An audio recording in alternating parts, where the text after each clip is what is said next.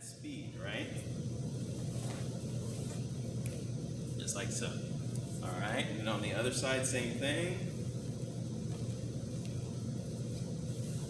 Just like that. Okay, so those are the Thai boxing techniques. Now we're gonna go to the blue belt throws. So we're gonna do a few of these throws, just getting in the position really. So I'm gonna have Mr. Starr come out so he can. So from right here, I'm just gonna have him hold his arms out like this. Really just one, I only need one arm. So from right here, and this is a good way to practice your throw, just have someone hold their arm out. Go ahead and squat down. Just kneel down, kneel down.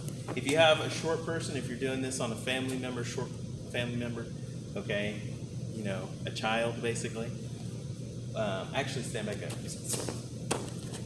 What you would do for your first one, we know it's the off balance. So the first one is actually what we call a wheel off balance. But what you're gonna do is, technically it's this. That's actually 100% right. I don't show you guys that way because if I show you that way, you actually practice it wrong.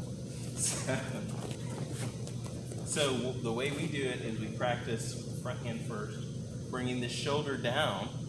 See how I brought it down in front? Then I'm gonna push this hand, and that takes them off balance, okay?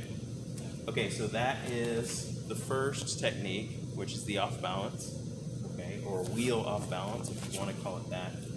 All right, now, okay, the first one I wanna do, go ahead and lay down, put it back. The first one I wanna do is the paintbrush technique, okay? So we're gonna start, well, let's go over the mounts and stuff, those positions. So first we're gonna do top mount. Make sure the feet are close together. The knees are spread apart as much as you can do, depending on how big the person is, will change that dynamic, okay? If they're a little bit taller, you're probably gonna bring them in just a little bit more. But the closer they are in, the easier it is for you to tip over. So from right here, he's gonna have his hands here like so, okay? And in this position, I'm gonna do the paintbrush or the figure 4 shoulder lock. I'm gonna plant his arm down at the wrist and at the elbow. This is important. Then I'm gonna put the hand that's planting at the wrist, that elbow goes in his ear. Take my other hand and go under his elbow, like so, and grab it like this, and then I'm gonna put my head right on this hand, okay? Now, in order to do the technique, I actually want to put this wrist on the floor, and I wanna pull this elbow up, and then go down and back like that. But for right now, this is I call it the containment position, but this is where you wanna be, just like that. Okay? So from a top mount position, that's how you do that. I'm gonna do it one more time. We're here, trap both hands down. Trap with both hands on one hand, very important. If you take both hands and go like this, then it's gonna be his strength against my strength. But if I do this, I've got gravity and I've got two hands on his one hand, okay? So I trap that down, I put the elbow in his ear of the hand that I'm grabbing with the wrist.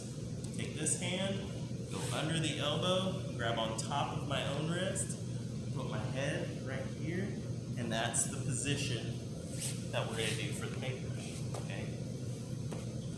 Now, the next move I wanna do, and I'm kind of combining these a little bit. It's a spider guard. So this one is a lot of fun. This one can be done standing up, even sitting down. This one's great for standing up. So I'm gonna get in the same position that I would for yellow belt ground defense. And also, if he tries to punch, you can also grab his hands. And so now I'm in control of all 4 of his limbs. So I can move him this way if I want, or this. And I'll just, I want to put my legs up here on the hip, so now I can move his hip this way. Or if he tries to do anything, if he tries to get close, I can push him back. I can bring him in, throw him, something like that. And that's all 4 guards, correct? Yep, that's all of them. Correct.